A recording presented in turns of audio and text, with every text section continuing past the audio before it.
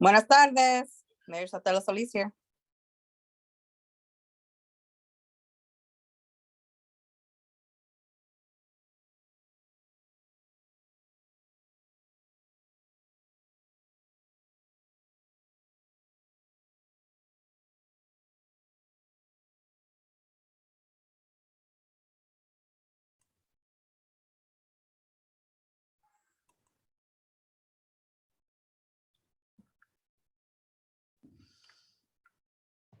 Hi everyone, this is Francesca. I just wanted to let you know we're just waiting for the chair to log in shortly, and then we'll be able to get started.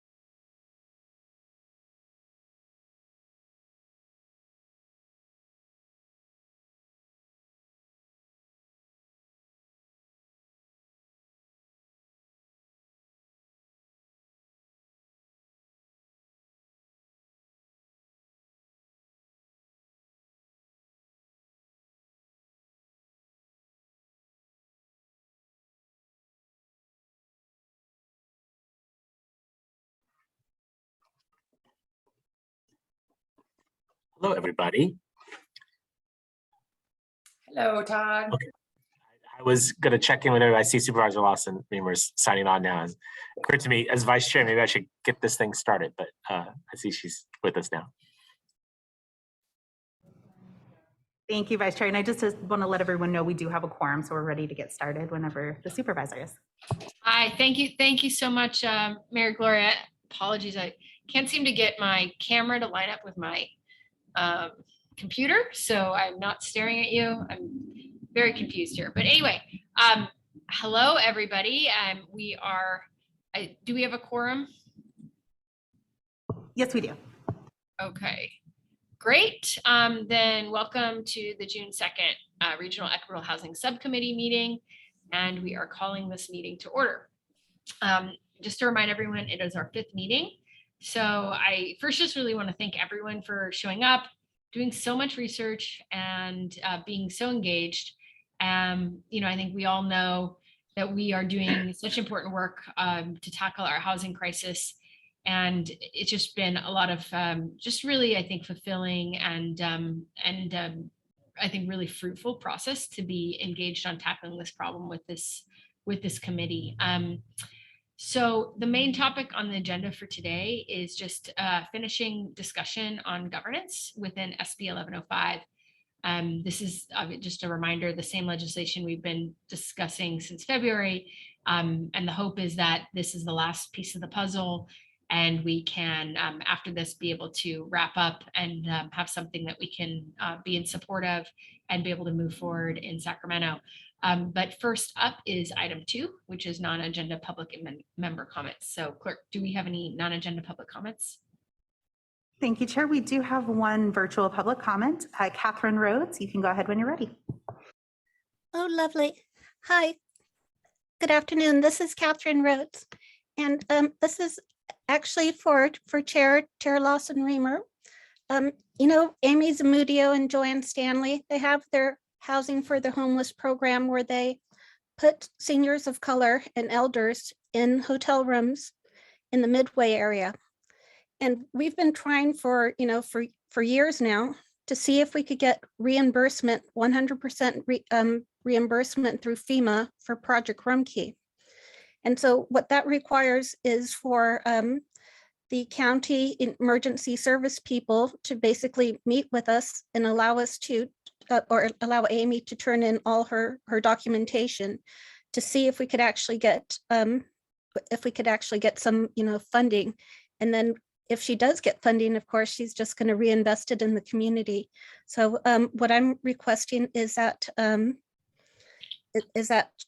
Amy be able to get a meeting with the county supervisor and to be able to go to the emergency services and turn in all her paperwork, because I think she could get, tens of thousands of dollars back. And this is money from the federal government that would stay in San Diego if we had help. Thank you so much. Thank you for that comment. Do we have any additional public comments? There are no additional public comments. Okay, thanks. Do we have any member comments? Non-agenda member comments? Mayor Huebner. Yeah, I don't know that we're going to be covering this, but I've been giving this a lot of thought about how we distribute the revenues. And the short answer that I got earlier in our meetings was that it was going to be going by RENA numbers. And I'm wondering if that's something, if that's finalized, or if that's something that the governance committee would be doing, which would then be on the agenda today. So I don't know where the appropriate time to bring this topic up. Let me turn that question over to Sandag staff or to Jeff on my team.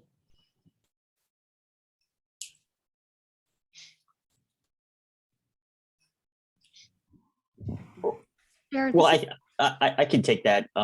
So I think that there will be, I mean, you could either discuss now, but there will be a point in the presentation. First, we're going to talk about governance.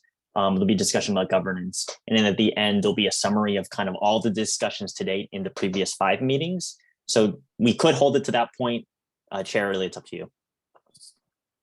I think just want to see if we can get clarity on the question of whether it's locked in on the legislation, whether any funding would be distributed according to RENA numbers, or whether that would be up to the governance committee.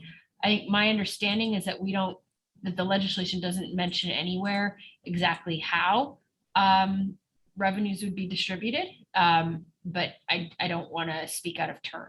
So in other words, my understanding is that would be a decision that the SD REEF board would be making down the line, as opposed to being part of the legislation itself.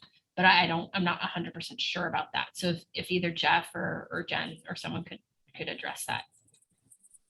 Got it. Yeah. So the current version of the legislation from WASO's bill does have that level of detail that allocates the 50% for local, going based on the RENA numbers. That's the formula.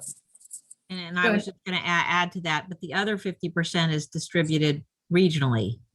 So it's not really distributed by formula, by RENA formula. It's distributed by use, right? By those use categories.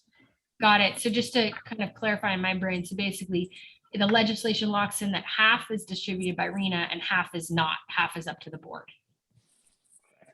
By the specific use categories, right? Of production product, but not by RENA. But not by RENA. And then it's further, there's a further overlay, right, of the affordability categories. But so really though, yes, RENA would drive the RENA formulas would drive half of the funding distribution. RENA would drive half and only half, and RENA would not drive the other half. Excuse me, Chair, if you don't mind, if staff could interrupt just really quickly. This is part of our item 4 agenda topic. We really should reserve more of the conversation for when we get to item 4, so that way we don't get in too much discussion during non-agenda. Okay, thank you so much. I appreciate it. So Mayor Huebner, if hopefully that gave you enough to sort of clarify where we are, and then we can do a deeper dive when we get to agenda item 4. Great, thanks so much. Yeah. Okay, great. Any other member comments? Non-agenda.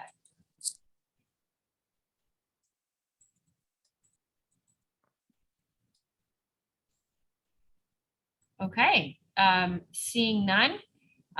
Next up is item 3, approval of the meeting minutes. Are there any public comments on this item?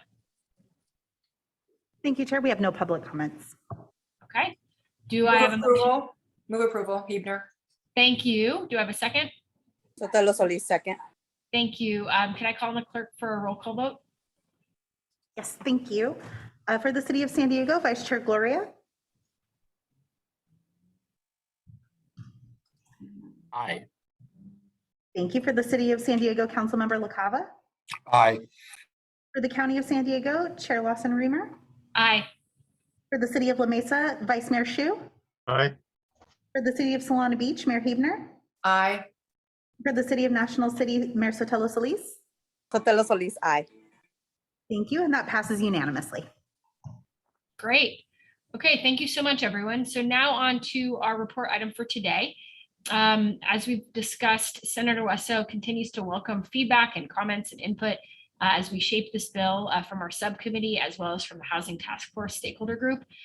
So today we're focusing first on governance aspects, and then later we can zoom out to provide an overview of the discussions and feedback we've had at the subcommittee to date to make sure we're all on the same page so far. So Tueri Sandag's Sustainable Communities Program Manager will be presenting alongside Jennifer Lassar, consultant to Sandag, and Jeffrey Ewan for my staff. So just for members of the public, we will take public comments after the presentation and the member discussion.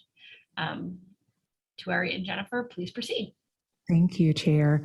And again, thank you all for being here with us this afternoon to continue to talk about a really important issue for the San Diego region on the formation of a regional housing finance agency. We really appreciate the journey that you've gone with us on and really breaking down what is currently Senate Bill 1105 and really digging in deep on why this is so important for San Diego. So if you go to the next slide, please. And most of this presentation will be guided, similar to our last discussion, by Jeff from the supervisor's office and Jennifer, who's a consultant here to Sandag. But just as a quick reminder, we have been going through this process. This is our 5th meeting, and the topic, as the chair said, is focused on governance. We've had this discussion on the programmatic criteria, as well as talking about the revenues. And we did recently talk about the governance with our task force members who've been following along with us on the same parallel track that we've been meeting with you. And so we've been able to gather their feedback along the way. And as we've done previously, we'll continue to do so in today's presentation to really explain to you where their thoughts were on all of the legislation pieces. And so we're really looking forward to just being able to continue to give you that feedback. We have over 40 people who are part of that task force member, and we've had really good participation where we've had at least 30 or more people join us in those meetings and really giving a large commitment of their time to be a part of that. So with that, I'll turn it over to Jeff, who's going to give us an update first on the legislative cycle. Great. All right, so since we last met in the subcommittee 2 weeks ago, there has been more progress to report out. So on May 19th, it passed through Senate Appropriations Committee. And then on May 22nd, this bill, SB 1105, passed on the Senate floor vote as well. It's since been referred to the Assembly, and the bill is being dual referred to Assembly Housing and Assembly Local Government. And I believe Assembly Housing is going to be the next committee to meet in the coming weeks. We haven't heard yet exactly when that will be scheduled, but it'll likely be in the coming weeks. And next slide. And I'll turn it over to Jennifer to cover this one. Okay, I think as the chair said, we're really going to do 2 things today. We're going to go through governance for the first time with you, and then we're going to go through an overview of all of the language, the majority of all of the language in the bill that we walked through with the work group, and then share their polling results from that. Next slide. Jeff, I think you're going to walk through the governance principles. Go ahead. Yeah, that's right. Thanks. Okay, so high level, when we're thinking about governance, working with Senator Wesso, these were some of the key considerations that were put forward early on. First of all, is leveraging the strength of Sandag as a metropolitan planning organization and wanting to see that close alignment between housing and regional transportation planning efforts. You know, there's that really important nexus, both in terms of transit, in terms of climate, and also leveraging Sandag's expertise in the housing space, both with their role in RENA and other regional housing efforts like the REAP funding and other funds that are coming from the state. So as a guiding principle, being able to work closely and leverage SANDAG's existing expertise and experience seemed to be an important consideration. Building off that, a second principle was not reinventing the wheel and building off existing governance structures where they already exist, and at least modeling off of them to develop governance structures that are familiar and work in our region. And that's specifically, we'll get into in a later slide, but that's looking at the policy advisory committee structure at SANDAG. And finally, looking at, as a governance principle, looking at how what's been the best practice in other regions.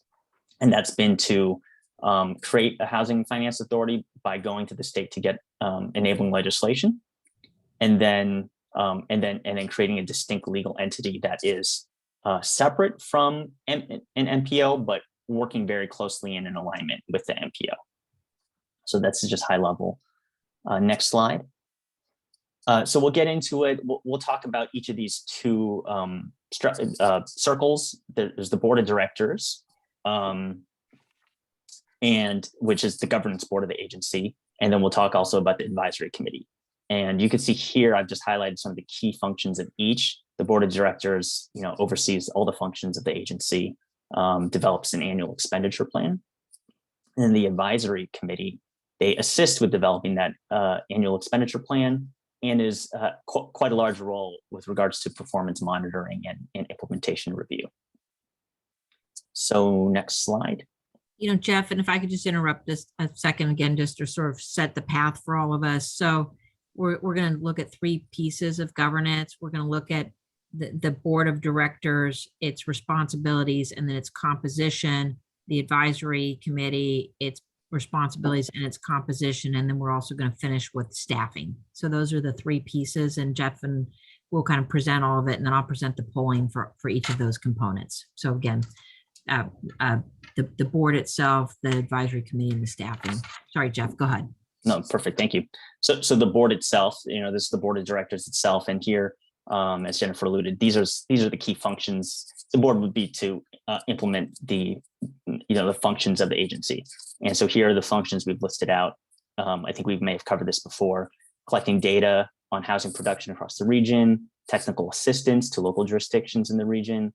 And this third one is really important: allocating and deploying capital, of course, to support housing production. And so those are really the key ones, and a lot of these other ones are in support of those top three functions. There's establishing capital tools, mechanisms, acquiring land, selling land, and other tools like that. Those top three are really the most important considerations. And next slide. So that's sort of the functions of the board, and this is the structure that's proposed. And again, the key goal was to build on existing governance models in the region. And here the board is modeled after the PAC structure at SANDAG, with sub-regional representation from each of the 6 subregions. So the city, the county, East County subregion, North Coastal subregion, North Inland subregion, and South County subregion. So one each for the 6. All of these members would be elected officials that would be SANDAG board members, either primary or alternates. So one each for each of the subregions. Here's a map just so you could see the geographies and which cities are in each of those subregions. There was some discussion at the task force, and the subregions are actually fairly close in terms of population size, around 400,000 for each of those 4 subregions: North Coastal, North Inland, South, and East. And so next slide. So that was the map. And here's how the appointment or the selection process would work for this board. So the mayor of San Diego would appoint a representative for the city of San Diego. The county board of supervisors would appoint a representative for the county. And then for each of the other 4 subregions, the SANDAG primary members would have a meeting and decide who among those representatives from the subregion would sit on this board to represent, each of these 4 subregions. So, each of those representatives would get together, meet, and determine who would represent that subregion. Okay, next slide. So, Jennifer. yep, thank you, Jeff. So we're going to take you through 3 parts of the governance board and 3 different polls. The polls are on the structure, on the voting, and then on the ex officio members. So here on the governance board and the membership of it, you can see we had very high support for this structure with 80% plus voting 1 and 2 and 3. The main comments we had were there was a strong expression of agreement with following the Sandag structure, and there was some initial concern that South County was underrepresented. But when we had the Sandag staff show the population numbers of each of the subregions, those concerns really went away. So not a lot of discussion on this item. Go ahead, Jeff. Okay, next slide. Oh, I see. Mayor Sotelo Chair. Solis. No, Chair, I think Mayor Sotelo Solis has her hand up. I just Hi, want to Mayor make sure, Solis, please go ahead. thank you so much, Chair. I just want to make sure that it was okay to ask a question. Thank you. With the, I guess I've always had the question, why do we break up North County Coastal and North County Inland? And this may be, I don't know if Jennifer, or Jeff, or this is even just a question for Sandag. Say kind of along the same line of, South County representation. Because I don't have a South County, coastal or South County inland, it's all considered one. So if you could clarify that part, I'd really appreciate it. Sorry, I was just, my understanding is it's population based, that North County Coastal, North County Inland, and South County all have roughly the same amount of population. So in other words, they're sort of like double the population in North County, which is why they had to split it in half. But let me just, if this is wrong, please correct me. Chair Lawson, you're correct. And I think, I don't know for the Sandag team, if we want to have Sam jump in. Yes, this is Sam. Can everybody hear me? Sorry. Yes. Thank you. So the breakdown of the subregions is actually included in the Sandag bylaws. I am not aware of the initial reasoning for the jurisdictions assigned to each region, but it is, I think, maybe more than a coincidence that each of the subregions are approximately the same population. So if we wanted to look into the background of that, though, we could definitely do so and report back. I think just for me, this can be an offline conversation as well, but I think it's just good to know. I've had that question even with COVID-19, it's North County, coastal and inland. So good information and just background. So I appreciate that offline. Thank you, Chair. Yeah, please, if Sandag staff, that would be great if we could help out Mayor Sotelo Solis to get those questions answered. Mayor Huebner.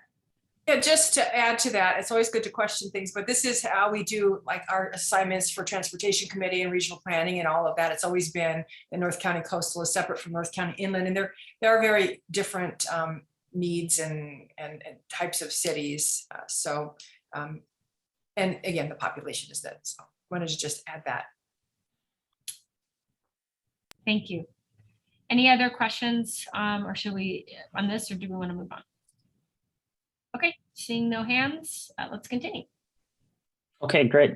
So we just covered how the appointments would make the selection and the geography, and now we'll talk about how voting would work. So the voting procedures on the 6-person board, you would need a quorum, which would be 4, and there would be an option for a weighted vote that would be called by a minimum of 2 members. Again, modeling off of AB 805, and each subregion would receive a weighted vote proportion to its population of the subregion. So not in the individual member jurisdiction, but for that subregion, which we established is roughly equal for each of those 4 subregions. I see Mayor Huebner has your hand up again. Yeah, it is just a Okay. question on that. So I might be missing something, but if we all have the same population, we would all have the same weight. So if somebody calls the weighted vote, well, how is it different from the tally? I mean, I think the idea is here to create parity with, at least my understanding is to sort of create parity with how the rest of Sandag operates. And that's part of what's built in to have Sandag functions, but also so that we're able to evolve, right? So that today there's roughly equal population in all subregions, but that might not be true in 10 years. So I think, building in, temporal robustness, I would say, because we're building something that hopefully lasts more than a few years. But that's just my understanding, but maybe I could turn it over to Jen, who facilitated the task force and might have more insight on kind of where that came from. Actually, I'll defer to Sandag Legal Counsel on this, if that would be okay, to Sam. Absolutely. Trying to remember the question. The question is if where each subregion is given a weight based on their population and each subregion is the same population, how is the weighted vote ever going to be different than the tally vote? So therefore, why would there be the requirement for the weighted vote? Or Thank you for restating. There are 6 members on the board, 4 of which have roughly equal population. 2 of the members have differing population, and that would be the County of San Diego and the City of San Diego. So their votes would be different than the sub-regional votes. So their weight would be higher or heavier, I guess you'd say. Yes, based on the population, correct. All right. That's super helpful. I think this is really important question. So thank you, Mayor Huebner. Anyone want additional clarification, especially now that we're talking, legal counsel is sort of trying to remember where things came from. Councilmember Shu. I have a question with regards to the weighted vote. Sandag rounds off weighted votes in the sense that you can have very small cities still get one vote, even though they may make up less than 1%, but it doesn't matter, they still get one vote.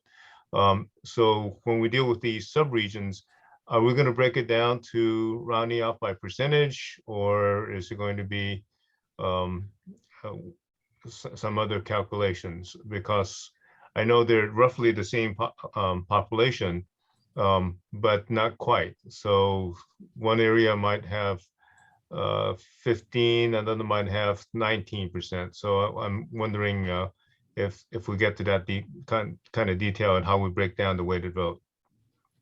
I think that's an excellent question. Legal counsel, would you be prepared to answer that, or do you need a couple minutes? For that question, we've been working with Jeff in your office for language that would essentially mirror the way the calculation occurs each year prior to the beginning of the fiscal year for the board of directors. So the calculation that ultimately we would desire to end up in the legislation is something that we're all familiar with and already is completed each year for the Sandag board. So can I translate just to make sure I understand? So basically, my understanding is that the idea is that it would be the same as what happens at the Sandag board. That the way that we write the legislation would mirror the kind of the way that the rounding happens at Sandag. Is that the goal? Correct. Yes. Okay. Yes. So, but that's for all 19 votes. This is 16. So the dynamics would be changed in that each subregion would get a percentage, and I'm wondering if that percentage is rounded off to be 1/6 of the vote, or is that rounded off to the actual percentage of the population within that subregion? Sam, do you have an answer to that, or do you want us to? Do you feel like you need a few minutes, or yeah? I can chime in here. So the language is currently being drafted right now. I think whether it's rounded at the sub-regional level or rounded at the jurisdiction and then added together into the sub-regional level, which I think is the question being asked.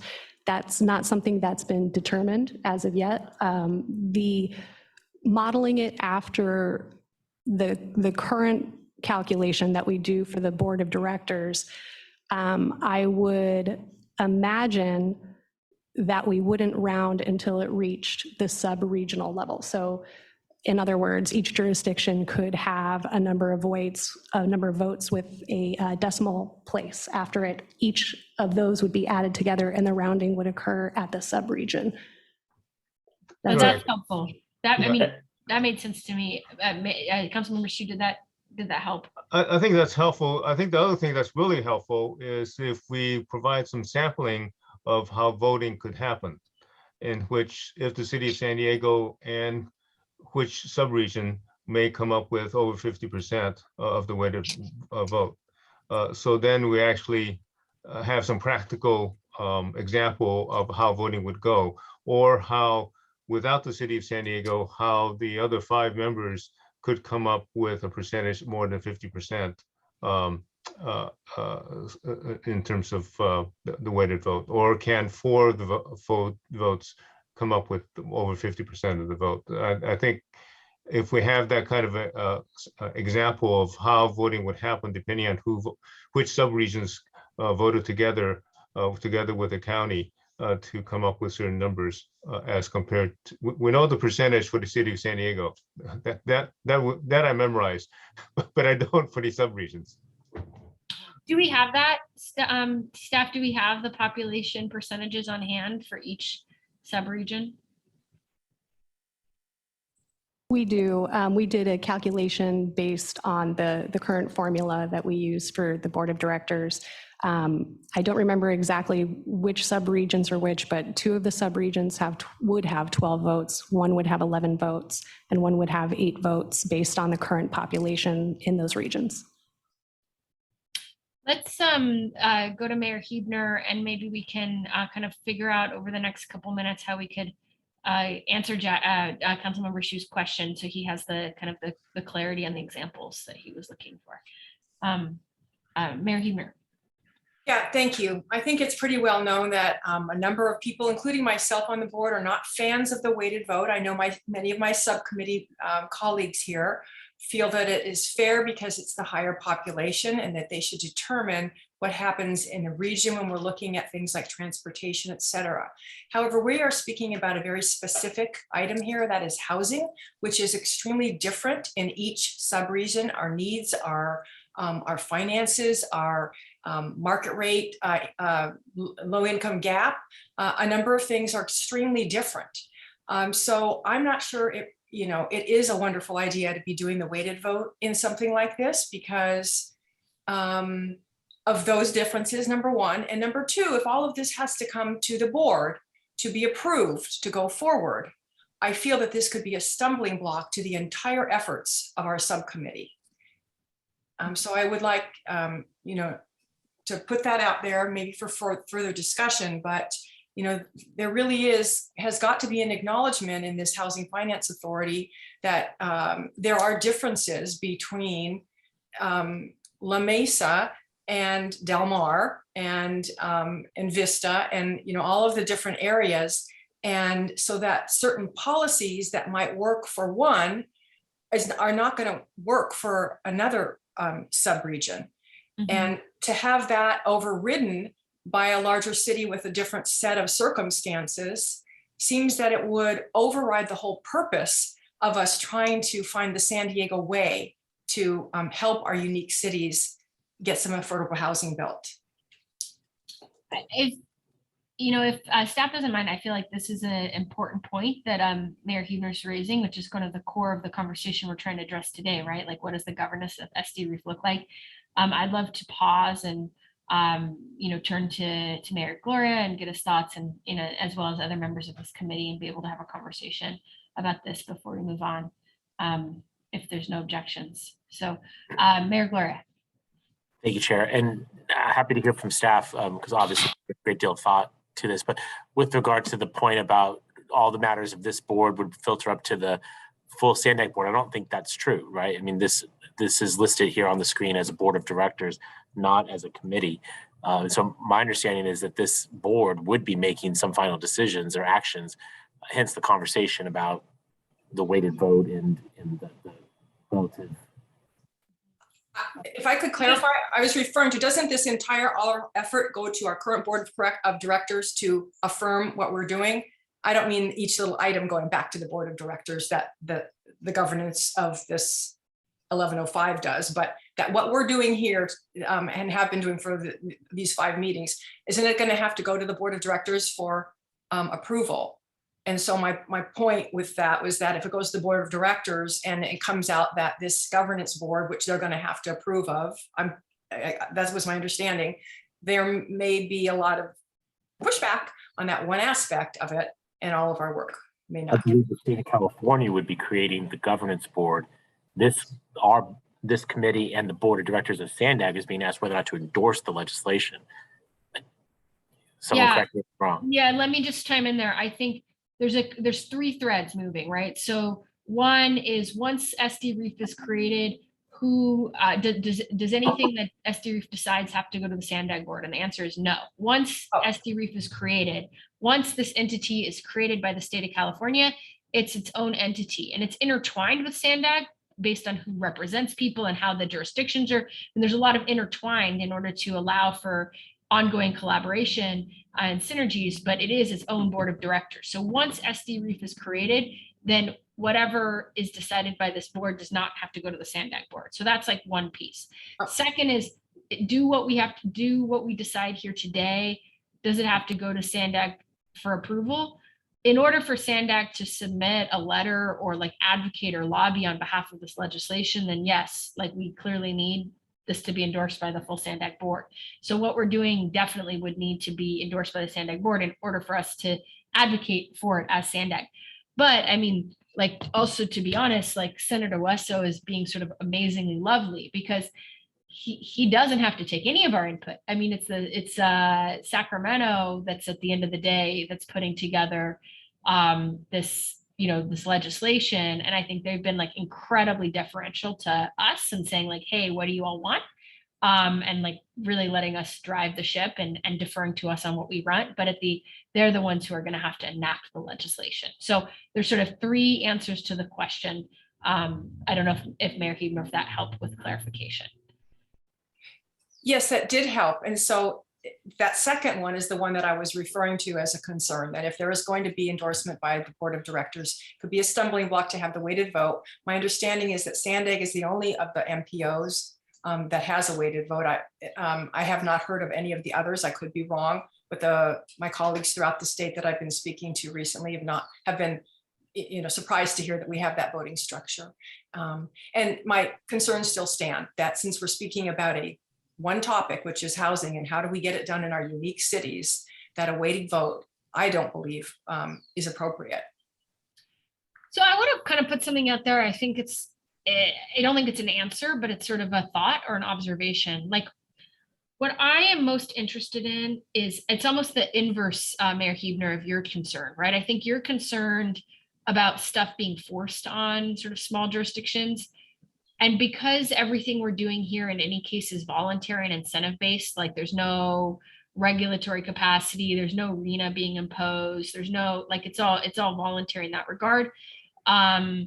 I'm less interested in things being forced on, because in any case, jurisdictions can always say no, like, no, we don't want to participate. That's inherent in like the whole structure of SD Reef.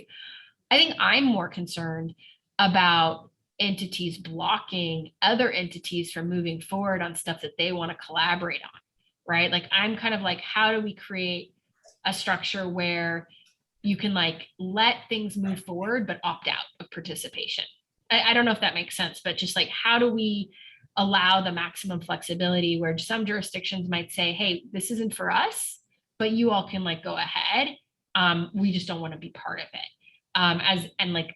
I guess that's a question, I don't know, maybe to the consultants at Sandag or to Sandag staff, but like, I think that would be my objective around governance, is to create the maximum capacity for jurisdictions to move ahead, coalition of the willing, I guess I would say, and not like force any jurisdiction to participate who doesn't want to, but also not allow things to be blocked when there are like entities and jurisdictions and members who want to collaborate. So it's a comment, but I guess it would be a question, just sort of in the expert kind of experience of our consultant and our staff. Do you have kind of thoughts on that? I can offer some thoughts. I know when we were having these detailed conversations for the La Casa bill, which is the Senator Kamlager bill for Los Angeles, we had a lot of conversations around could a local jurisdiction give their funding back? So could and not have to administer it. And so for a small city, it may be more efficient in this case for the new entity to administer the money on the city's behalf. So there was definitely flexibility in that regard. I think we also, Mayor Huebner, to address, I hear your concerns. I think that I just want to sort of share with everybody that on the allocations to the regional level and to the local level, you all gave substantial feedback about wanting more flexibility. And so in the regional pot of money, 10% of that pot is flexible among the line items, right? Acquisitions, preservation, et cetera. But at the local level, the local jurisdiction level, 25% of that funding is flexible. So there's a lot of flexibility for a local jurisdiction in the pot of money they control. And then I think for small cities, it's going to be, this is why it's great that the regional pot is half. It's going to take a regional participation, probably with a small city, right, to bring a project to fruition every few years. So I think it's set up for sort of a maximum amount of collaboration between the regional body and the smaller cities that hopefully would align with the smaller city actually being able to get their regional, their RENA numbers done. Because, right, and Mayor Huebner, in your in Solana Beach or in Del Mar, a project every few years is going to help you meet your RENA goals. You don't need the same type of production level that, say, Mayor Gloria does. Yeah, no question. Yeah, they're doing yeoman's work in this effort, and I appreciate it. So I ask again, and I really appreciate Chair Lawson-Remer, your point about really what we'll be voting on, and it's kind of opting in or opting out sort of stuff. So then why even have a weighted vote? I mean, if we're trying to encourage collaboration and working together and helping each other to create housing, then why even have a weighted vote? Like, we don't have it in our community choice here, Clean Energy Alliance, and it's because we're all working toward the same goal. I still think I feel a little stuck on my question, right? Which is like, I'm really sort of interested in how do we ensure that if there's entities or jurisdictions that want to collaborate and move forward, that you can't block, that there's not like an ability to block that. It's like, really, I do think in a way it's almost the opposite of Mayor Huebner's question, where I think, Mayor Huebner, you're worried like that we're gonna, that things will get forced down, frankly, like, to be crass, right? Like forced down people's throats. I think I'm kind of like, how do we make, that's a problem for sure, or like a concern we want to guard against. But I'm also kind of like, how do we make sure that you can't, that like jurisdictions that want to collaborate on, say, moving a ballot initiative forward to be able to raise revenue for some of these measures. I mean, I think that's the most obvious one. If you wanted to have jurisdictions that wanted to collaborate in having a ballot measure and move a ballot measure forward, and other jurisdictions didn't want to, how can we ensure that that doesn't get blocked by jurisdictions that don't want to participate? So again, I think I don't have an answer. I'm just thinking, I'm just remembering I was looking at this, that the way that that tax revenue structures are structured in other kinds of MPOs. I'm wondering if we've done any look, I guess this is for Sandag Legal or my team, of kind of allowing for revenue measures at the very least to be kind of opt-in jurisdiction by jurisdiction, instead of having to be like the whole board or the whole of SD Reef.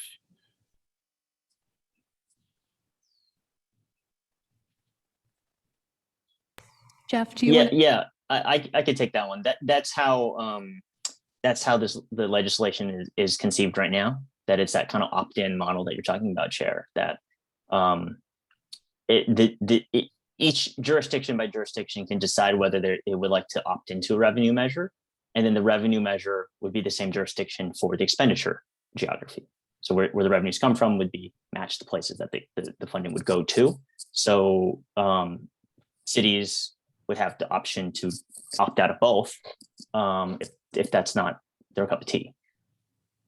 Well, Jeff, I'm so glad I hired you. That's really smart. So thank you for answering my question. Okay, sorry, I didn't want to get us distracted, Mayor Huebner, from your question, but it just sort of prompted a way I've been thinking about these issues. Yeah, and so let's say that the small, North County Coastal is the one with the many small cities, and we might want to come up with an ADU program that maybe let's say the county decides that they don't think that's the right way to go about it. So how do you prevent a weighted vote from blocking something? I guess that's sort of your side of the question, which is also what was in my mind too. So it's how do we make sure that we get to solutions that are tailored to each different region without being, blocked or forced? I think that's a great question. So I hope we can answer that, but let's go to Councilmember Shute. Thank you. And I think for those issues in which parts of the region have unique needs, that's why we have a fair amount of money going to the county and to manage to deal with those issues. And I would think if the smaller cities provided a good argument that the larger city, or in this case, mainly San Diego, would say, we understand those needs and we'll make those accommodations as we are now with other things that we're doing with regards to transportation and housing, would make accommodations. I think most large cities understand that, particularly if it is money that's allocated to the smaller cities already. The larger cities not going to get their hands on it anyway. And I think they're going to make that kind of accommodation in terms of policies.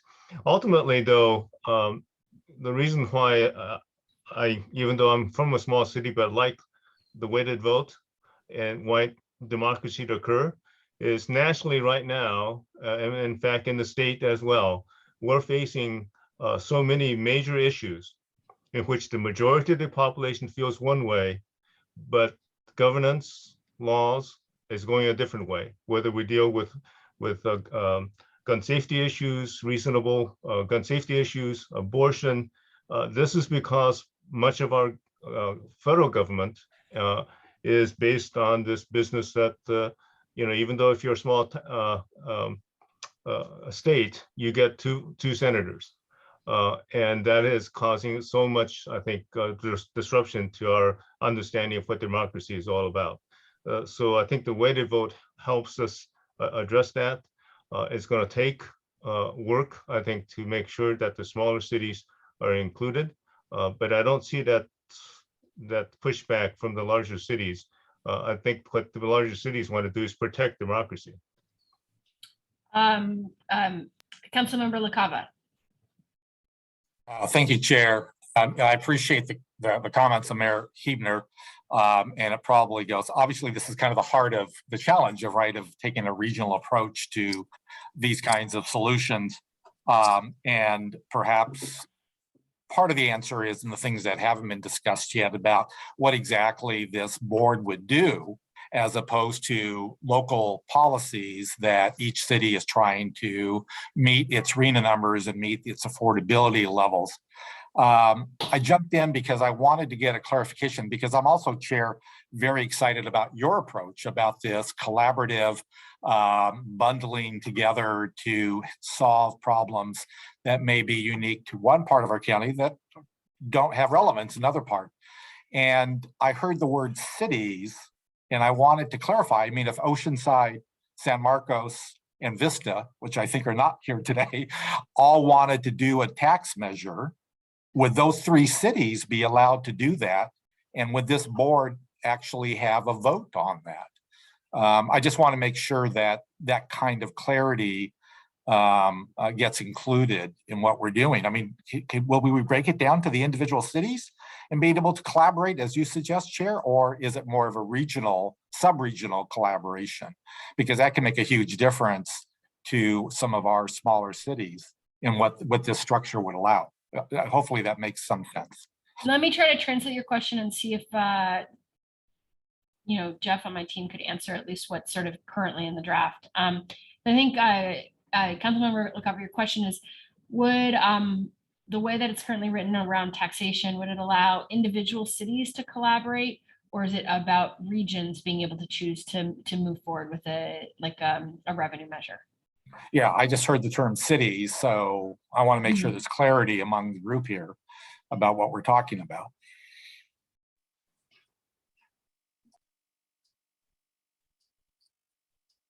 Jeff, do you Okay, yeah, sure. So the way the legislation is drafted right now that we're working with Hueso's office on is kind of and Sam Folk might be able to jump in as well. It's kind of modeled after some legislation, some existing legislation that basically says cities are either wholly in or wholly out from the portion of the geography that would be applicable to any potential revenue measures. I mean, the intent certainly, council member, is regional, but I think the reality is we wanted to allow for that, you know, the possibilities, as the chair said, for dissenting voices to, you know, say, okay, this might not be for me, but it doesn't have to be a no for the whole region if there are geographies that do want to move forward. But certainly the hope and the intention is, you know, we've said all from the start, we have one regional labor market, we have one regional housing market, and we need regional scale solutions. But you know, the way it's conceived is that there is that ability to kind of tailor and modulate and look to be able to say maybe some of the geographies just aren't quite suitable or willing to participate in some of the funding mechanisms, and therefore would be excluded also from the expenditure geography. I just want to, this is, I don't want to get us too distracted from the governance piece, but I think perhaps we could continue this piece of the conversation around the revenue piece. You know, I know it's not on our agenda today, but we can kind of continue talking about that. And so that we get to a place that we feel comfortable with in terms of how do we encourage that sort of collaboration. Because I think I don't want to take us away from this governance conversation, but this is obviously, I brought it up, so I apologize. I just thought it was like a really important piece of the work. It's like, how do we create that kind of flexibility? Can I ask one quick question that staff may know offhand? Of the subregions and the county, does the population of any of them exceed or lower than, I think all of them may exceed 9% or 6%, but if you can let me know if there is a subregion that's smaller than that, smaller than let's say 8% of the population. I can answer that, Chair, if you'd like. Yeah, I think actually it'd be great. I mean, now we had a couple minutes. If you could just run through what we asked before. Oh, great. Just run through what we had before of where, how much, what the percentage and what the weight would be for the weighted vote. Absolutely. So the city of San Diego has 42 votes, county 15. North County Coastal would have 12. North County Inland would have 11. South County would have 12. And East County would have 8. And that's all based on population. Can you read that one more time just so that anyone who didn't catch it could write it down? Absolutely. City of San Diego, 42. County of San Diego, 15. North County Coastal, 12. North County Inland, 11. South County, 12. East County, 8. So Councilmember Xu, does that help? I mean, I think you had sure, a question, right? So what that means to me is that if East County voted together with the city of San Diego, which was the 2 votes, according to this formula, we would be right at 50%, maybe over 50% of the region's population. On the other hand, if well, it would be interesting if the other subregions, the county and the other regions voted together, they would also come up with 50%. But in any case, under the current guidelines, the city of San Diego, with the exception of East County, if one of the other members voted together with the city, they would exceed 50% of the population of the region. So even though it looks like 2 would have a huge voting percentage, or a small number compared to 6, in actuality, if one of the 2 is the city of San Diego, and with just about any of the other subregions, you reach 50% or exceed 50%. I'm sorry, I'm bringing up the math, and this is really bad because I'm the Asian in the group and I'm bringing up the math. I appreciate it, Councilmember Shu. Thank you so much for keeping us grounded. Let me turn to Mayor Gloria. Mayor Heber had her hand up before me. That's fine. That's fine. Go ahead. I've spoken a lot. Go ahead, Mayor Gloria. Well, I was curious to know how many more slides there are on the presentation and how many more decision points, because maybe this is worth further discussion, but I'm concerned there may be other things, and I know we don't. I think we're here till 4:30. Is that correct? Yep. That's a great question for Sandag staff. Thank you, Mayor Gloria. And I was going to just say kind of the same thing. And I was just going to say, like, I really, after all this conversation, I still am not clear why, if there's a purpose for the weighted vote, if we're all going to be opting in or et cetera, and collaborating. I don't see there's a reason for it. And it could be a stumbling block for support at the board level. And then I'm fine with moving on. Okay, thank you. Okay, let's move on. Okay, let's get to the next slide. I think we covered this one. And so we would go to the next slide. Okay, so here's the ex officio members of this board, the Sandag board chair, the vice chair, second vice chair, and the directors of the housing authorities across the region, of which there are 6. You see here, Carlsbad, the county of the counties covers all the other jurisdictions that don't have their own that don't have their own housing authority. Encinitas National City, Oceanside, and Housing Commission. Great. Okay. Thanks. Next slide. Yep. Thank you, Jeff. You can see there was strong support for the ex officio members. There were comments sort of on both sides of this. One side felt that the housing authorities had too much voice, and the other side felt that the housing authorities had their finger on the pulse and it was critical that they were involved. So that's really it on this issue, Chair. Okay, great. Councilmember LaCava. Real quickly, I appreciate the correction on the slide. The city council acts as the housing authority. The San Diego Housing Commission is not the housing authority.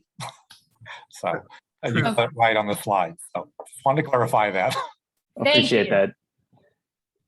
No, that's good. Okay, so next slide is about the advisory committee. So the advisory committee, again, these are some of the key roles and functions, providing feedback on the development of the annual expenditure plan and quite involved with performance monitoring.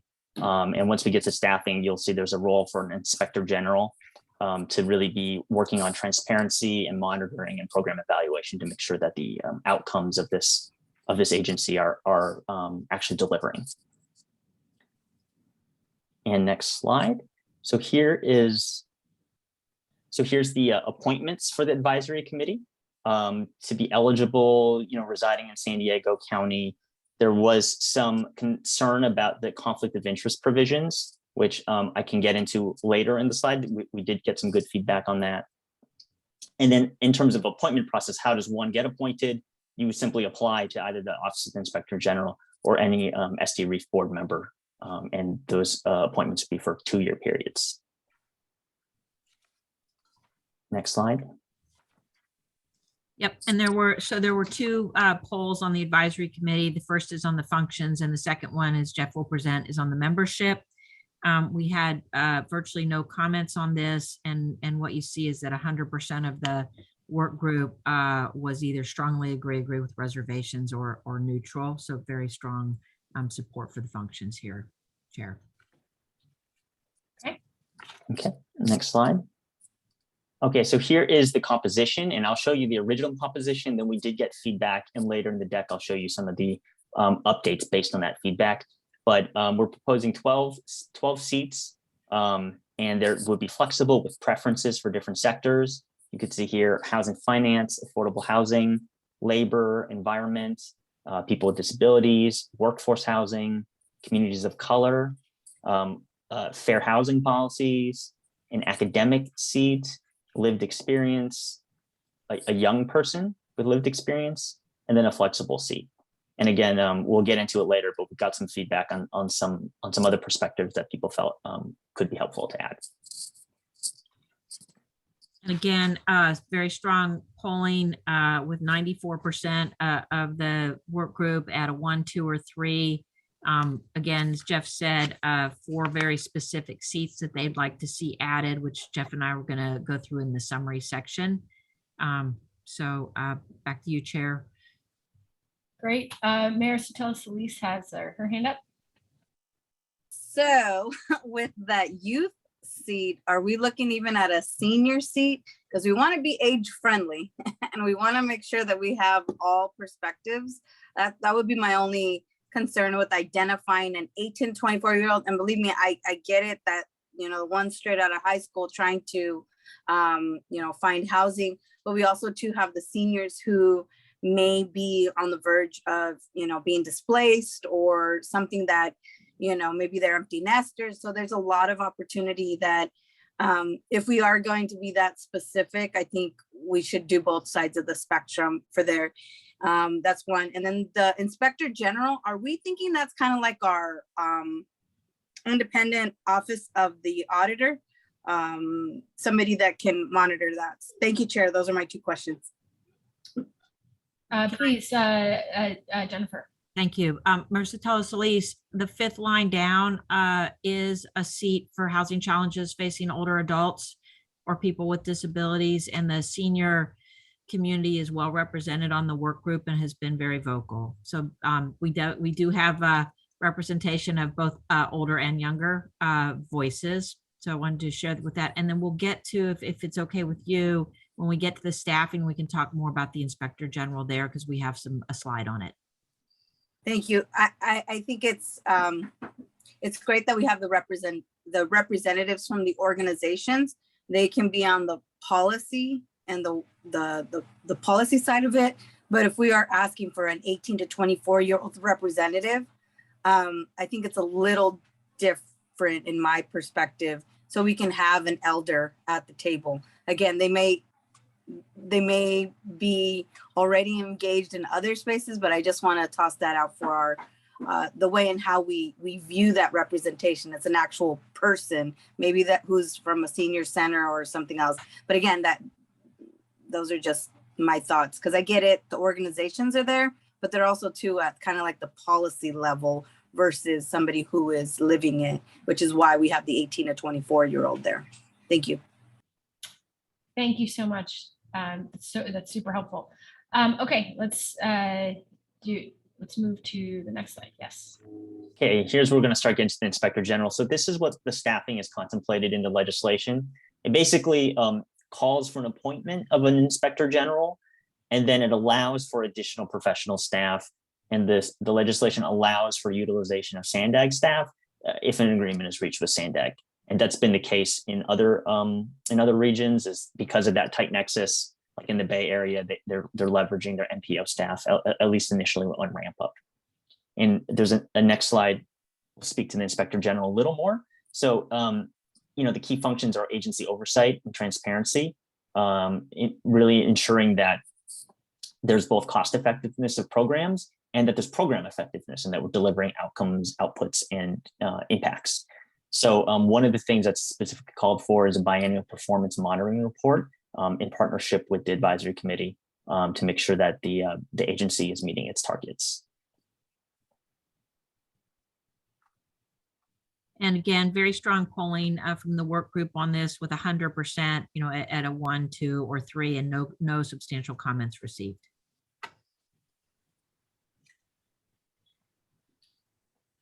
So at this point, Chair, I would just share that this slide marks the beginning of Jeff taking the subcommittee here through a recap of all of the key parts of the legislation. So just wanted to let you know that that's where we're at. Okay, let's go ahead and try to move through that very quickly, because I know we have we want to continue the discussion because the hope today is to be able to come to a consensus on some of these key outstanding items that we've discussed, so that we can then make any kind of amendments that we want to make today, and then we can move forward with a referral to the SANDAG board. So with that, let's try to move through this next piece extremely expeditiously. And for the Okay. subcommittee, I'll just say Jeff's going to walk you through these slides. And we only did one poll at the end of the work group to see how they felt about the totality of this. So we'll just show you that one poll at the end. Like that. Okay, sure. So let's get through this. These are the 4 sections. Purpose is quite straightforward. So next slide. I think we've discussed this for 5 meetings now. So I think we're clear on the purpose: increasing the supply of housing. Next slide. Or especially early on, we discussed some of these key principles that really tailor this to be San Diego focused rather than how it's been effectuated in other geographies. We've talked about affordability across the income spectrum, sustainability, livability, equity, quality jobs. And this last one about complementing and supporting the work that's already being done in cities and in jurisdictions locally. Next slide. Okay, so we've talked about this section all today, so I'm not going to rehash it. Governance, we talked about the fact that there are 2 bodies, the Board of Directors and the Advisory Committee. Next slide. Again, rehash, this is the key functions of the board, which would be overseeing the powers of the agency. Next slide. This is the board structure that was modeled after the PAC structure with the 6, one for each subregion, and the selection process. Next slide. A reminder of the map for the 6 subregions. Next slide. I'm doing pretty good time-wise. Voting procedures, I'm sure we'll come back to this one. So let's just put a pin in that and come back to it. Next slide.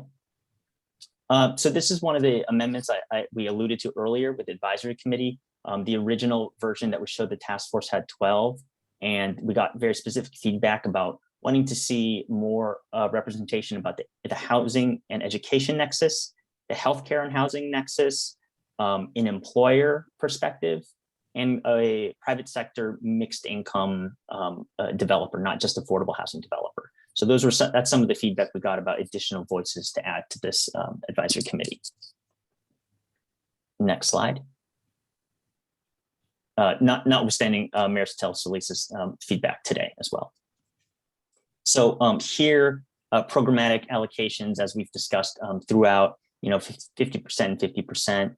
And, one of the changes has been, especially in this subcommittee, we've talked quite a bit about the need for flexibility. Not every city is the same. Many of the housing challenges are quite unique.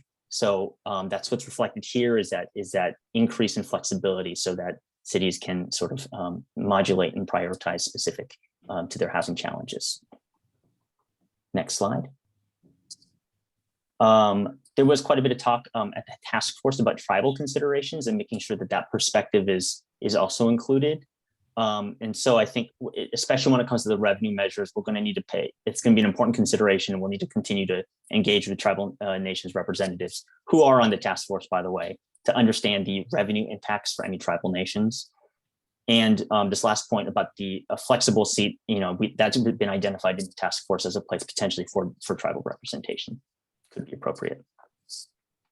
Next slide. Okay, these next few slides are about some of the program parameters. And now I know this subcommittee had talked about a desire to have, a simpler approach, and whether and question, we're thinking about what's the right level of detail for enabling legislation versus, down the line term sheets and bylaws and other documents. So that was something we also heard from the task force. And so that's going to be the theme of these next few slides about how can we make it simpler and point to align with other existing approaches rather than having to draft all the detail in this legislation. So I'm just going to get right into it. The first row here, the prior iteration had a requirement for projects that were near good transit stops. And the amendment proposal here is to align with smart growth geographies that are consistent with the sustainable community strategy. So really just pointing to existing regional efforts, and then adding a priority for projects that are within a third of a mile of major transit stops. And again, pointing to state ledge that defines major transit stops rather than having to put all the detail in this legislation and risk, needing to change that down the line. So the rest of it has not changed. Next slide. This is about the priorities. Similar theme, trying to simplify the approach. And here, just going straight to the bottom one, mixed use development. I know Mayor Huebner had made some comments about minimum density thresholds and how it's different in different regions. So we've just removed that and, taken a simpler approach to say, mixed use development that's near major transit stops would be the priority, and not get into minimum DUs per acre. Okay, next slide. And again, same theme here. There was a number of additional priorities here that we've removed. The thinking is that there's always an opportunity to develop program-specific term sheets down the line, and a simpler approach might be more appropriate at this stage of enabling legislation. But I will highlight the bottom two. There was some very interesting discussions at the task force that we wanted to uplift here around priorities. The first is around housing that has all electric appliances. And so here's a priority for housing that has that feature. And the second is around priority for projects that include inclusive and accessible design features. And so that's really where some of our senior advocacy groups had made that point about accessible and inclusive design being very important. So we've added that focus as well. Next slide. Okay, the affordability parameters. There was discussion about wanting to really just focus in on that 0 to 50 is an important piece of the equation. So you could see here some additional flexibility was created, 20 to 45%, so that the challenges at that extremely low income are really well represented. And then on the flip side, the missing middle, first-time homeownership was a key theme that was discussed quite a bit. And so, wanting to add that flexibility at the missing middle piece to make sure that first-time homeownership projects are supported. So those were the two amendments that really just allowed that additional flexibility. Next slide. Excuse me, through the chair. Yes, please. Jeff, would you mind going back to that other slide? Are you saying that in one project, each project has to have between 20 and 45% of the 0 to 50, and then it also has to have, and all the way down the list, or that they just project has to have one of those things? No, 20 to 45% of the funds total that are used in a kind of some kind of set time period, not per project. No, okay, not per project. Okay, thank you. Yeah, it'd be quite the unicorn project. That's everything. Okay, so revenue, we talked about revenue 2 weeks ago on May 18th, and some of the principles here was shared burden, shared responsibility, the recognition that housing is such a critical challenge and it can't be solved by any one sector alone, that it's going to take us all. Another key principle is that at this point, it's really a toolkit of options in the enabling legislation, because any of the revenue options are going to require further discussion and eventually voter approval to be effectuated. So at this point, the approach is really, what's the maximum flexibility that we can allow for conversations to unfold locally. So those are some of the principles that we discussed last time around. And next slide. Here are the specific list of revenue ideas that we had discussed with this group on May 18th. I won't go into each one of them, but we had discussed each one of these with the task force as well. And Jennifer, I turn it to you. Great.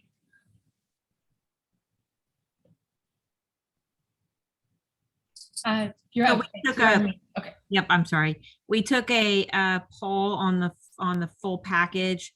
I want to say that there were a few comments around objecting to it being a priority for all electric appliances. There were a few voices that wanted a mandate for full electric, but that was the only substantial comment received.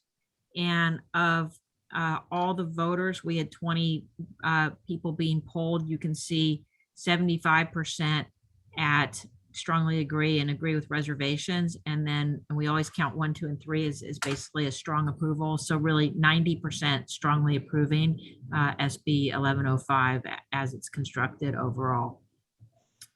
And with that, let me just share that this really concludes the overall summation section of the work done by both by your committee and the work group. As you can see again from the work group perspective, they ended up feeling like I think that they were heard and a lot of their changes were incorporated. So right now we now conclude with the formal presentation aspect of today's meeting. We've completed all of the structured conversations, 5 of them with the work group and 5 of them with you on all the key components of this bill. I want to just turn it to Taweri for a moment to see if you want to add anything as we transition out of the presentation portion of today's meeting. Nope. Thank you, Jennifer. Thank you, Jeff. This was really informative. And again, I just want to express SANDAG's appreciation to the subcommittee for bringing this topic to our agency and to our region and allowing SANDAG the space to facilitate this conversation that's very important for the San Diego region. So as Jennifer said, that does conclude our presentation portion of this item. So we would love to just turn it back over to you now, Chair, to continue with member comments or take any public comments on this item. Okay, we were in the middle of a robust conversation, and I know we actually don't have very much time left. I think we're only scheduled to go till 4:30.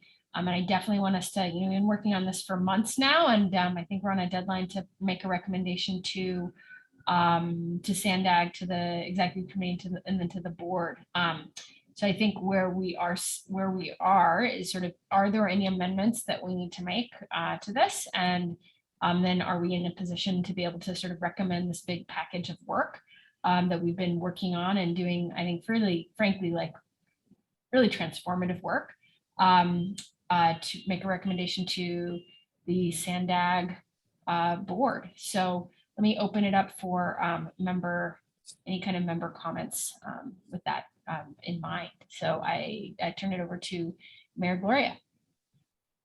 Is there any public comment on this item? I was going to do our discussion first, but if folks want to listen to public comment, I'm happy to turn it to public comment first before we go to member discussion. So, well, I'm in interest of trying to get to some sort of conclusion today. We can't do it without taking the public comment, so I thought that might be the most streamlined way to. Okay, I think that's a great suggestion. So let me turn it over to the clerk. Is there any public comment? Thank you, Chair. We do have one member of the public with their hand raised. Catherine Rhodes, you can go ahead when you're ready. Oh, lovely. Thank you. And sorry, I made a mistake when I put it on the chat, the percentages. I thought Poway was in East County when it's in North Inland.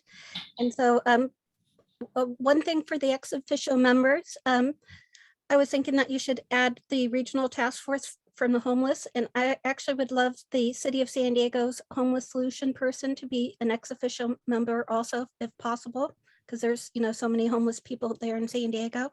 And then on the bill, it's government code section 62802E1. It says properties may include but not limited to single family residence, townhomes, twin and row homes, condos, co-ops, limited equity, co-ops, and community land trust. I was wondering if you could add something, for the very poor, something like tiny home communities, safe parking lots, emergency shelters, because I think that if you don't have these words in there, you might not be able to fund these types of things that we desperately need. And that's all. Thank you so much. Thank you. The weighted vote is so much better for, for all of us. Thank you. Thank you. Sandag staff, I have this on my calendar actually going till 5, but I had someone else mention we stopped at 4:30. So can we get some clarification so we can wrap up at the appropriate time? There's technically no end time. I believe though we were anticipating that it could go up until 5 o'clock, but there's no designated end. Could you, any member who will have to leave before 5, can you put your hand up? Okay, Mayor Gloria. Okay. I would imagine you have 4:30 stop. I do, but Okay. I'm lucky to have Joe LaCava here. So we will be well represented. Great. So let's continue. Mayor Gloria, I think you had your hand up first, so please. Yeah, so to be clear, what we're doing is blessing or sort of putting forward, as you mentioned, Chair, the work product of this committee that presumably would help inform what the state Senate or what Senator Hueso would put into a bill that would create this agency, this organization, and the associated powers and responsibilities. And I want to be clear, the city of San Diego is on record as supporting this legislation. Chair, I admire the work that you have done, the effort, the passion you've put behind this. We do have, I think the only trailing issue here is the question of the voting mechanism, which we spent a fair amount of time discussing. Given that this entity is being sponsored in a way by Sandag, to my understanding, will be staffed by Sandag staff, will be populated by members of Sandag's board and committees. So this is very much in our sphere of influence, if you will. And I would say that I recognize it's not a universally held sentiment, but this organization is governed by the weighted vote. And this is not, I don't presume or expect, and if someone correct me if I'm wrong, but there's no land use authority behind this. What I'm doing in my city with complete communities, homes for all of us, things that would be not entertainable in probably most other cities in this board, this organization cannot effectuate that. What we're doing is creating an organization that would live to help bring resources together and to, as mentioned, they're apportioned differently, not weighted vote style, but there's I guess the question is, how committed are we to the voting structure that we have at Sandag? And do we want an organization that is closely affiliated and essentially housed in Sandag to have a different voting style? And I'm not agnostic on that matter. I do think that the weighted vote ought to prevail. I'm happy to make a motion that we take the staff recommendation that is laid out along with all of the actions and advance that to the executive committee with the recommendation that Sandag support this legislation. Obviously, executive committee board, there's a lot more to go, but the city of San Diego can't support something that isn't inclusive of the existing voting mechanism that frankly the state has given to us, and that I suspect that this legislation will not be successful if it doesn't have it in it. So those are my observations. I'm happy to make that motion, Chair, of advancing the staff recommendation with a voting mechanism that's reflective of what was described. Again, I believe actually that was the slide I saw, was that it includes a voting mechanism that is inclusive of a weighted vote. Great. Second. Thank you. We have a motion and a second. Before moving to a vote, I do see a number of other hands up. So I do want to give an opportunity for a continued discussion, but we do have a motion on the floor and a second to move forward with the staff recommendation as currently written to recommend to the Sandag board that we endorse this legislation that Senator Hueso is moving in Sacramento. So with that, I think Mayor Hsu had his hand up. Thank you. I'll make it quick. I support the motion for a lot of reasons, but there's one pet peeve item I wanted to mention, and that's this issue of calculating distance of transit centers by straight distance as opposed to time travel. I know that's what is in legislation that's existing now, and that's what planners like to use, but it's really obsolete. I hope we really, if there's opportunity to change that to time traveled by walking or even biking, in a 15-minute walk, as Google can calculate, which is, I think, about a mile and a half an hour in terms of walking speed. If we don't do that, we're going to constantly have this problem of something that's very close to a transit center, but there's so many barriers. And we need an incentive to get rid of those barriers, whether they be freeways, walls, private industry that's built a fence. Those things are barriers to transportation, and we need to make our transit centers more workable. And if we start using time travel as rather than distance, that'll start happening. So I hope we maybe relay that to Senator Hueso's office. He may not have a chance to change it. If not, that's another one I'm not going to get my way, but the legislation is still good. It's just that I hope we start thinking that way in the future. Thank you. Thank you, Councilmember Shu. I want to turn it, we'll go to Mayor Huebner and then Mayor Sotelo-Solis. Yeah, thank you. And I'm just going to address the weighted vote one more time. And that is, yes, we do have the weighted vote at the board level, but we do not have it at our committee levels. We don't have the weighted vote at transportation, at regional planning, at public safety, at any of those that we have set up under our governance structure at the Sandag board. So I would think that there would be it would be unusual to have another committee that all of a sudden was weighted, especially because the purpose of the committee is to recognize differences and to collaborate. So again, I do believe it would be an obstacle to the board, and I think it would be more consistent with our board policies, just like the other committees, that it is not the weighted vote. Secondly, I also would like to, I recommend that we do some, turn off my ring, that we have some examples. Like for instance, we've got all of these menu of the revenue options. How much is it going to bring in? Are we talking about $1 million a year or 10 million a year? And then how about what would happen? Like, let's give us some ideas of, okay, so let's say we chose, these three options. It brings in, $10 million. 50% is going to go to RENA. And I just want to point out that I did some calculations.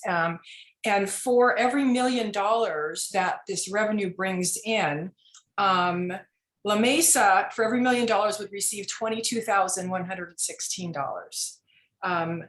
National City, you would get $31,668. Solana Beach would get $5,096. The city of San Diego would get $629,268. Del Mar would get less than $1,000. So that's if we use RENA, which was being proposed for 50% of it. And then the other 50% is, I'm not sure what. So I think that some examples would be good for us to see so we can have our expectations set properly. Like, what can we really do with, with this, given the different revenue options? How much are we going to get? And is it going to take me 10 years of saving this up before I can actually put it towards something and realize some housing? So I'm hoping it's a lot more money and there's lots of millions, and that we can really pull in these funds for our region to be a self-help region. Can I ask staff, would it be feasible to work on Mayor Huebner's request to produce some of those examples based on kind of relevant or parallel revenue measures in the Bay Area and in LA? Chair, maybe I could speak to that. I've been talking with the other regions and have a decent understanding of how they're thinking about the revenue options. The city of LA has a revenue measure right now for $800 million a year. The Bay Area is looking at a $10 billion bond issuance. LA is 800 million over 10 years, so it'd be $8 billion. Some sort of very back of the envelope thinking in San Diego, it could be $100 million annually, which if you bonded off of a portion of that revenue stream could be in the ballpark of $1.5 to $2 billion as a total pie. And now over a number of years. But that's a truly transformative figure that can really make a dent in it's about $100,000 a unit is what the gap financing is. So, it's a lot of housing that can be produced. That'd be great to have those examples. Thank you. Yeah, appreciate that, Jeff. So yeah, just to follow up on that, I mean, if we could get kind of a little bit more detail analysis on that for Mayor Huebner from our Sandag team over the next week or so. I think that'd be really helpful. Yeah, we can look into it. Thank you. Okay, great. Thank you, Mayor Huebner. That's a great question. I agree. It's very helpful to be concrete about what we're talking about. Mayor Sotelo-Solis.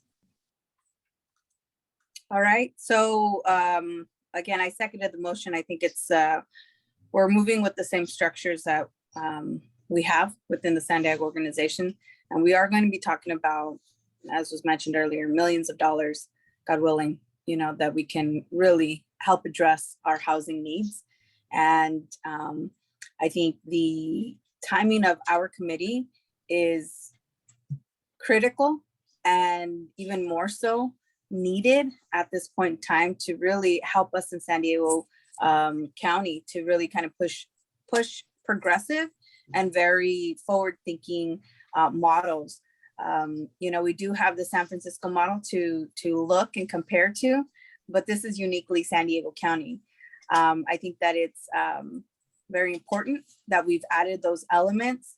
And I like the fact that Mayor Huebner brought up, you know, sample models, looking at, you know, just how really will it affect us. And I think we won't know until we know, because there'll still be guesstimations, but it also too helps us with our colleagues understand why it's so important, one, to continue supporting this legislation, because we did that at the last Sandag meeting, but two, making sure that they see what's in it for them, the WIFM, but also to that we all have skin in the game to really move forward. So I want to say this committee rocks. We are amazing, led by our chair, Supervisor Lawson Reamer. Adelante. This is one drop in the bucket, but I think we are going to make a splash for sure. Let's just keep going. This is definitely a great start, and legislation is going to help us get there with this financing of how we can, you know, build creative housing. So that concludes my comments, Chair. Thank you. And way to go on your staff. I'd you. hire Jeff too if I had resources. Oh, no. Let me call myself, and then I'll call on Councilmember LaCava. Yeah, I just want to say, I think this has been just like an extraordinary process of doing a lot of like really creative thinking about how we put together a housing finance authority that meets the needs of our region. And I want to say to Mayor Huebner, I hear you on your concerns around the weighted vote. Just want to share my thinking, like very honestly, which is why I want to support this motion going forward today. I think that my understanding and my feeling is that Sacramento is going to be completely deferential to us on like 95% of everything in terms of what we fund and what we prioritize, and, you know, kind of having sustainability centered and walkability and livability and sort of all the criteria about like what we care about in San Diego being foregrounded. They don't care. They don't live here, right? Like it's ours. So we say it, I think we're going to get it. And I think that that's been the reaction so far from Senator Wesso's office. Is just, you know, just very deferential on these like core issues around what this housing finance authority will do. I think this question around the weighted vote is like, they're going to do whatever they want to do in Sacramento anyway, frankly. And I just think that I think it would be very unlikely that they're going to support any governance model that doesn't align with 805, which was already passed. And I think would make it, if we try to pursue something that's not in alignment with Sandag's existing voting structure, could actually jeopardize the whole legislation that we've worked so hard on here. And just sort of being really thoughtful and pragmatic about where there's going to be local deference and where there's not going to be local deference. So I think I'm excited. I think this is a great effort, a great bill that has been created in large part around our input. And I would hope we can sort of take the wins that we can win based on what we can do in our own community, and just sort of like, what is that saying? It's like, have the strength and the courage to fight for the things you can change, the wisdom to relinquish the ones, or whatever, the ability to relinquish the ones you can't, and like the wisdom to know the difference. And I think that to me is where we sit, is sort of like take the wins we've got, endorse this as a whole package and like acknowledge that this kind of voting question, frankly, is going to happen in Sacramento, like regardless of what we say or do. That's just my view. So I think I'm pretty excited to move this forward as is, because the big pieces that I really care about, foregrounding environmental sustainability and kind of how we think about housing in our community are front and center. So I don't want to cut us off, but I just wanted to share kind of my thinking on where we're at, just acknowledging that we need to make some recommendation to the SANDAG board, and I hope that we can bring them something. So I think Councilmember LaCava had his hand up, and then turn it back to Mayor Huebner. Jerry, do you mind if I step in for just a moment? Sorry. I just wanted to jump in for a moment and clarify the motion on the floor, if that's all right, Chair. Oh, yeah. So Mayor Gloria, I know you had to leave. If you want to just clarify your motion just one last time before you step out. Yeah, there's no staff recommendation on this item, but from what I gather, it sounds as though it would be a recommendation to the executive committee to take a position of supporting the bill with the amendments that reflect the discussions the committee's had to date. Thank you for that clarification. I was referring to the slide that listed the various provisions that we're looking for in the bill, but I understand your point. Yes, the motion is to recommend endorsement of Senator Hueso's legislation with the direction on weighted voting. Thank you, Mayor Gloria. Is that the clarification you needed from our legal team? Yes, I think we discussed some changes to the bill that were beyond the weighted voting as well. I guess I would clarify if it includes that as well. Yes. Thank you. Thank you. Mayor Huebner? I thought Councilmember LaCava was up. Okay. Oh, I was going to pass so that we could get the mayor's vote included in this item before he has to leave. So, but I can come back and comment afterwards. Okay. If Mayor, I think then Mayor Huebner, you'd be the last comment, and then I'll call the vote. Yeah, I'm certainly going to support all the work that we've done and vote for this, but I will also point out again that in the governance structure, our committees do not have the weighted vote, and I will certainly be mentioning this at the executive committee level and board level as well. And I hope that I don't have to say I told you so. But there we go. Thank you. So with that, I'd like to call the vote. So clerk, can you take a roll call vote? Thank you, Chair. 1 second. I'll say aye here and then. Okay. Thank you, Vice Chair. I have your aye recorded. For the Thank you. City of San Diego, Councilmember LaCava. Aye. For the County of San Diego, Chair Lawson-Remer. Aye. For the City of La Mesa, Vice Mayor Shu. Aye. City of Solana Beach, Mayor Huebner. Aye. And the City of National City, Mayor Sotelo Solis. Sotelo Solis, aye. Thank you, and that passes unanimously. Chair, if I could jump in with a few comments, I want to leave my mayor out in the cold after all that Yes, time. no, I appreciate that. Thank you very much, Councilmember LaCava. I'll echo simply the comments that a lot of the committee members have made. I missed some of the early meetings, but amazing amount of work that's going forward. I do appreciate Senator Hueso for his willingness to have something targeted to us locally and listening to our input going forward. Councilmember Shu made a comment. I'll make a comment because I'm a civil engineer. I want to make sure that we have clarity in terms of what hopes and dreams are versus what will actually be in the legislation, because sometimes those can differ and people can get confused. But I think this is an amazing amount of work. This is really yet another big tool in the toolbox of addressing housing on a regional perspective in a way that we cannot accomplish individually. Proud to be able to participate in this committee and make contributions. And obviously I voted in support of the motion. Look forward to next steps. Thank you, Chair. Thank you very much. So this is just, I think, just really exciting. I think everyone is so passionate about finding housing solutions. And I just want to thank everyone for continuing to work so hard on this. And obviously, I think soon enough, we're going to have to come to the SANDAG board with this recommendation. So I think that's either the 10th or the 24th. I think it depends on when the next board meeting is. I do know the executive committee meeting is the 10th. So we should be planning for that. I think the next meeting of this subcommittee is currently scheduled for June 23rd. So